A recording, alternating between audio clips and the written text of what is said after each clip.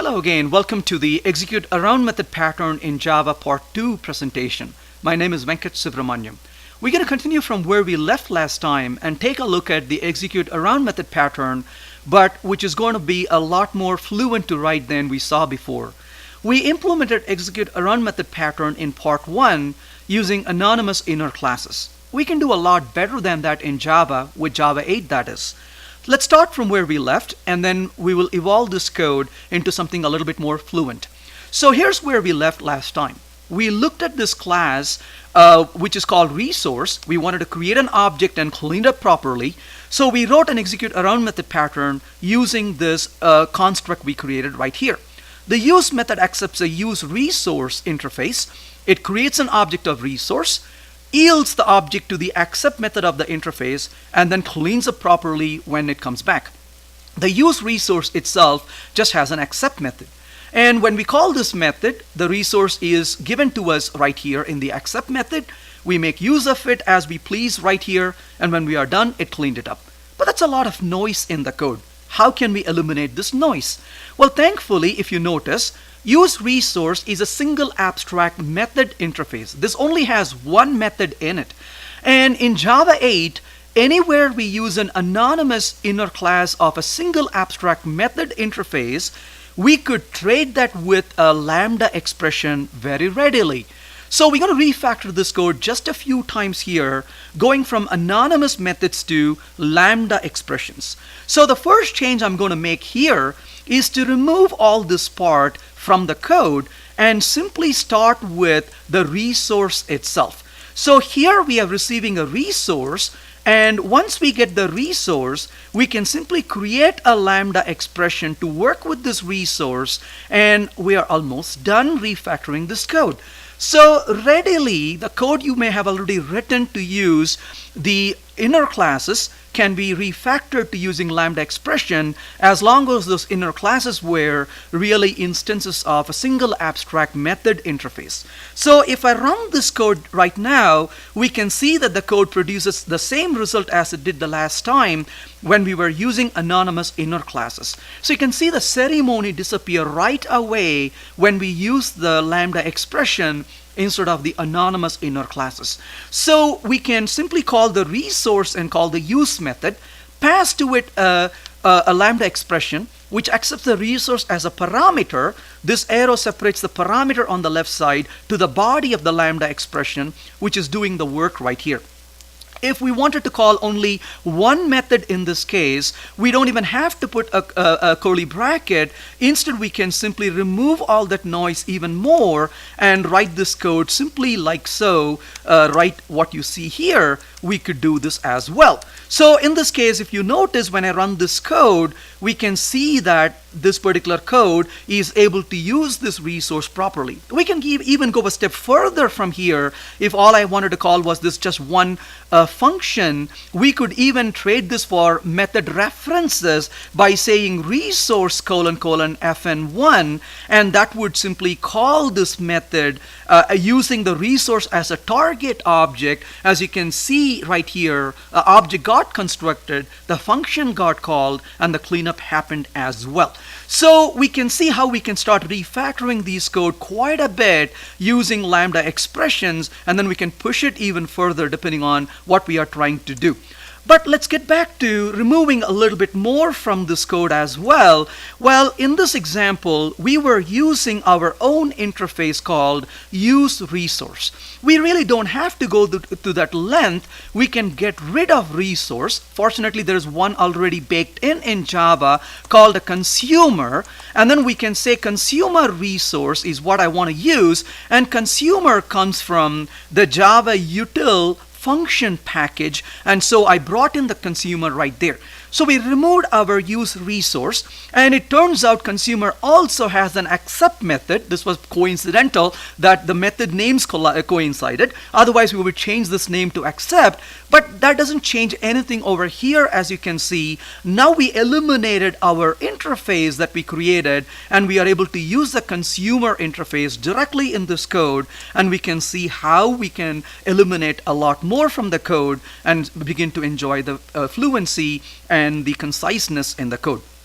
So we saw the execute around method pattern here, but we have actually seen this before. If you're wondering if this is looks familiar to something that's been around for a while, in fact, the answer is yes. When we are writing code in Java, we would normally use synchronized. Maybe we want to synchronize on a specific object. We would say resource, for example, and then we would put code to make use of the resource.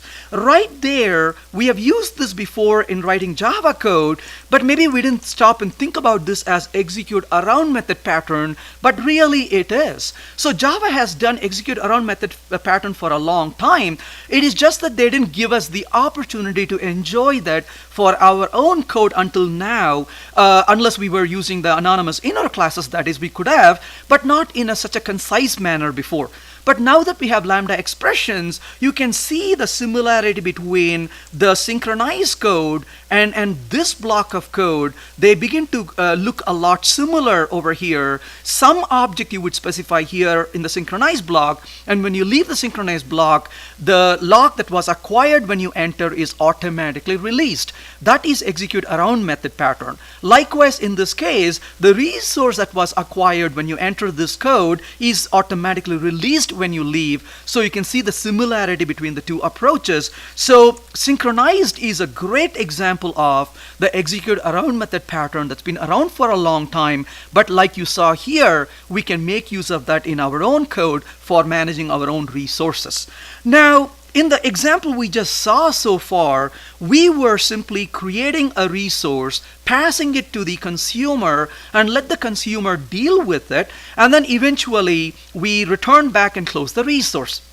While this is perfectly fine, what if we really wanted a result out of this particular operation? We want to return a result, a cumulative response back from this code possibly. How would we do that? So to make that happen, let's go ahead and change this just a little bit. Let's say for a minute that this function is going to return some result, and let this result be simply a value. It doesn't matter what this value is. Let's say it's going to return some arbitrary value. It could be whatever that it does and gives us a response. But I want to take this result and make use of it. Now, obviously, because we are in a code block right here, we will not be able to make use of that value inside once we leave from here. So how do I get that value out? Well, first temptation would be to say result equals like this. Maybe we'll start with a 0, and then we can go back here and say a result equals and try to set the value. But you can see it gives us an error. And the reason it gives us an error is not because we cannot access the result, it's because we cannot mutate it from here. So notice it says it's not effectively final, and as a result, you cannot just modify this in the code. And so this tells us we cannot just snoop around and modify this value. Well, there are 2 points I want you to consider. One is modifying this value is not a good idea, because when you write code using Lambda expressions, you want to make the code as pure and avoid mutation as much as possible.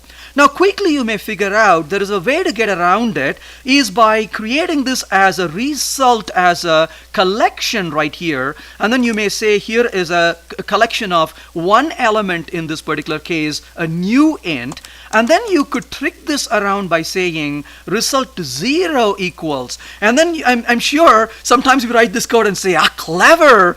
Well, no, this is not clever code. Anytime I write a clever code these days, I'm worried that I'm doing something silly and I should be careful about it. So I can come back over here out and then output the value of result over here and print the value, and you can see when we write this code, it does produce the value 6 at the very end, which was returned, but this should leave us feel dirty because we went about mutating the code.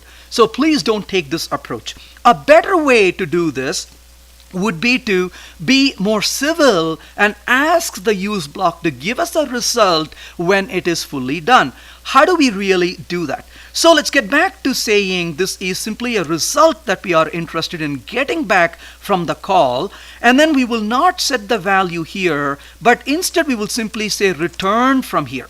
Now notice right off the bat it complains to us it cannot return anything. Why not? Because a return is not expected in this code, and the reason for that is because we used a consumer.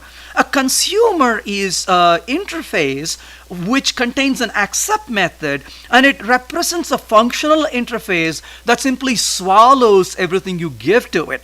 It doesn't return anything back to you. Notice the accept method of consumer is simply a void method. It doesn't return anything at all.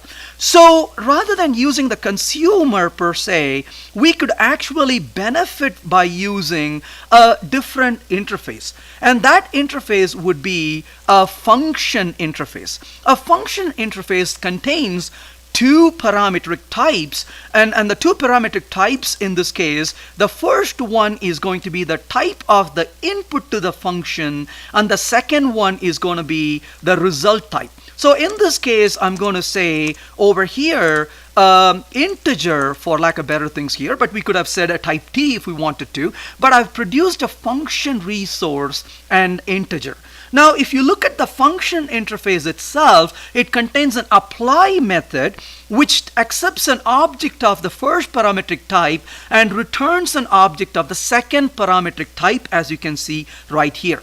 So we're going to go back over here and change this method to apply, and in this case we are receiving this input and we are returning the response from this call by using a return statement. So if you look at what this is doing, the use method now says I will call the given functional interface implementation, the lambda expression, and whatever it returns to me, I will return in turn. So function accepts a resource and returns an integer, and this code simply returns that integer out back to us. So if I go back to this code, notice that error went away, and now we can nicely save the result of the resource into this variable called result, and when we run this, you can see the output produced shows a value of 6 as a return type right here. So what we saw in this case is we called execute around method pattern implementation here, but this code is now able to return a result as well,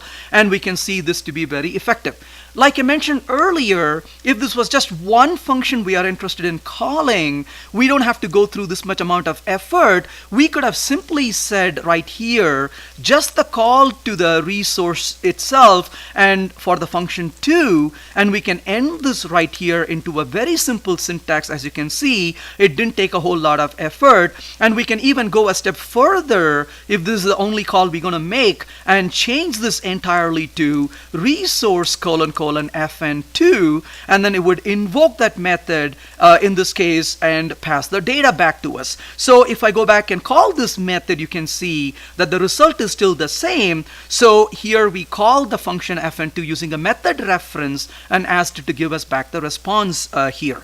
So you can see how we can return results from this call as well. So what are the benefits of what we just saw?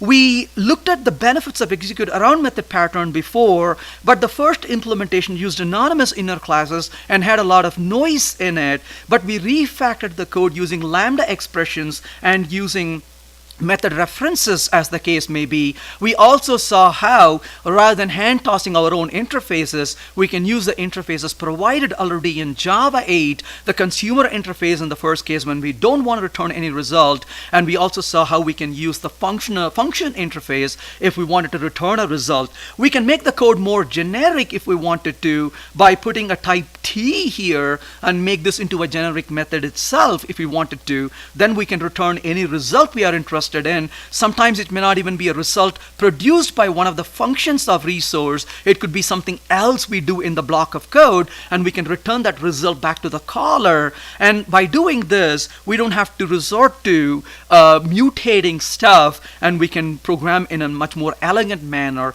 Execute around method pattern is one of my favorite patterns. I've used it on projects before with anonymous inner classes, and also in languages that support lambda expressions. I've used it as well. I hope you find this pattern to be very effective for your own projects as well.